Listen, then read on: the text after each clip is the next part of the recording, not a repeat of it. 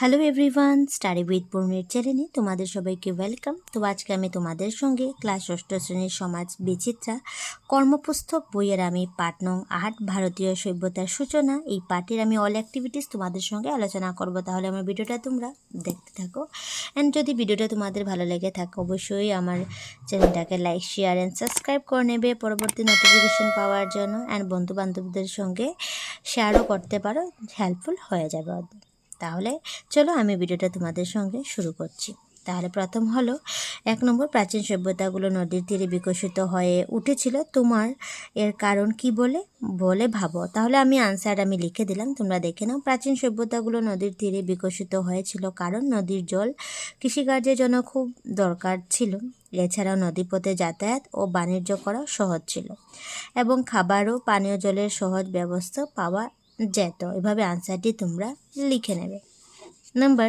2 নম্বর দেখে নাও। আজ থেকে প্রায় 4700 বছর পূর্বে সুন্দী নদীর তীরে এক নগরীয় সভ্যতা গড়ে উঠেছিল। বাক্যটিতে উল্লেখ করা বছরের ধারণাটিকে তুমি তোমার কত খ্রিস্টপূর্ব বলে লিখিত এবং পার একটি সময়রেখা অঙ্কন করে সেখানে নির্দেশ করো।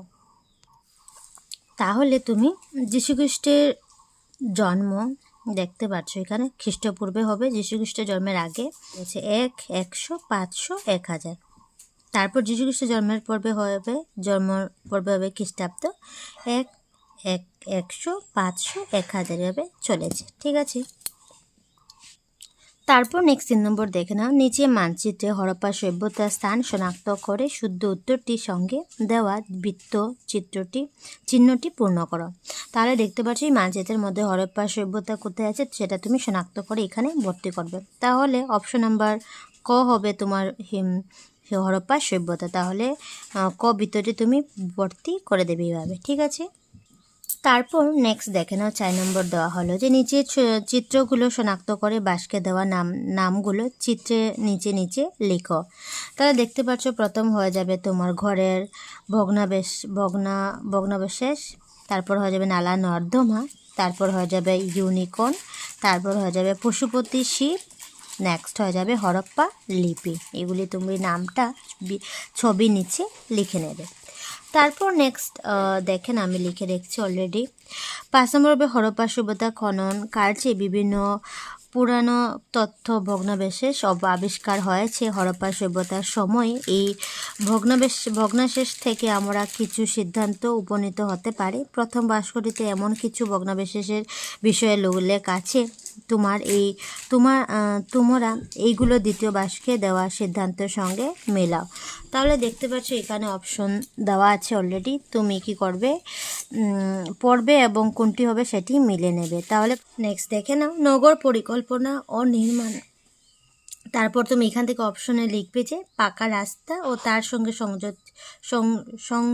সংযোজিত জল নিষ্কাশন ব্যবস্থা। তাহলে তুমি এটার সঙ্গে লিখে নেবে। তারপর হবে নগর শহর প্রাকৃতিক দুর্যোগ যেমন বন্যা ও বহি আক্রমণ থেকে সুরক্ষা দেওয়ার চেষ্টা করেছিল দুর্গ ও দেওয়াল। এটা লিখে নেবে। নেক্সট গ নম্বর হবে সেই মানুষগুলো নিজের জিনিসপত্রগুলো শনাক্ত করতে চিহ্ন দিতে পেরেছিল শিলমোহরের লিপি। তো এটার সঙ্গে লিখে নেবে। গ নম্বর হবে তাদের শিল্পীগণ নিপুণ কারিগর ছিলেন। অপশন নাম্বার হয়ে যাবে রঙিন কলস, শিলার মূর্তি, ব্রোঞ্জের মূর্তি। তাহলে তুমি এটা লিখে নেবে। নেক্সট হবে নম্বর হবে কৃষি উৎপাদন, শস্য সঞ্চয় ও জমা। তারপর লিখবে সামাজিক ভাণ্ডার। তো এখানে তুমি লিখে নেবে। তারপর নেক্সট 6 নম্বর দেখে নাও। 6 নম্বর হবে নিচের বাক্যটিতে কতগুলো নদীর নাম দেওয়া আছে। তোমার নিচে দেওয়া সভ্যতাগুলো কোন কোন নদীর তীরে গড়ে উঠেছিল বাক্য থেকে খুঁজে নিচে নদীগুলির নাম লিখো। তাহলে দেখতে পাচ্ছ হরপ্পা সভ্যতা হয়ে যাবে সিন্ধু নদী, মিশ্র সভ্যতা হবে নীল, চীনা সভ্যতা হয়ে যাবে তোমার ওয়াংহো, মেসোপটেমিয়া সভ্যতা হয়ে যাবে তোমার টাইগ্রিস। তো এগুলি তোমরা লিখে নেবে। নেক্সট হবে নিচের মানচিত্রে হরপ্পা সভ্যতার উল্লেখযোগ্য নগরগুলোর নাম উপযুক্ত স্থানে লিখো।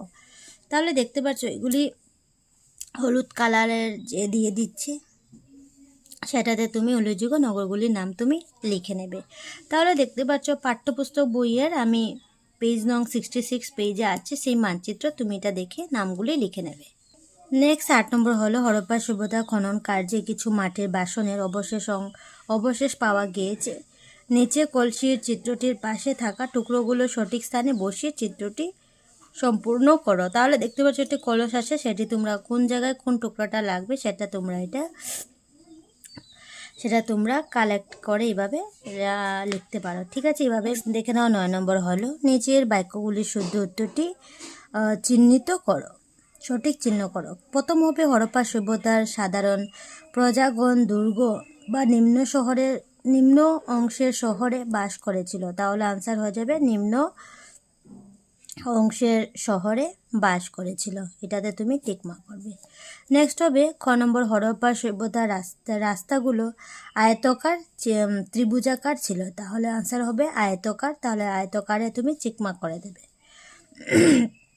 নেক্সট হবে গ নম্বর হরপ্পা সভ্যতা শহরের নর্মদাগুলো ইটের ঢাকনা দিয়ে নির্মিত না উন্মুক্ত ছিল। তাহলে বলবে নির্মিত। নেক্সট হবে হরপ্পা সভ্যতা এবং মেসোপটেমিয়া চীনা সভ্যতার মধ্যে বাণিজ্যিক সম্পর্কের প্রমাণ আছে। তাহলে সঠিক আনসার হয়ে যাবে মেসোপটেমিয়া। ঠিক আছে, টিকমার্ক করে দেবে। নেক্সট হবে হরপ্পা সভ্যতা সিলমোহরে খোদাই করা একজন পুরুষের প্রতিচ্ছবিকে পশুপতি শিব বিষ্ণু বলা হয়। তাহলে পশুপতি শিব বলা হয়, পশুপতি শিবে তুমি টিকমার্ক করে দেবে।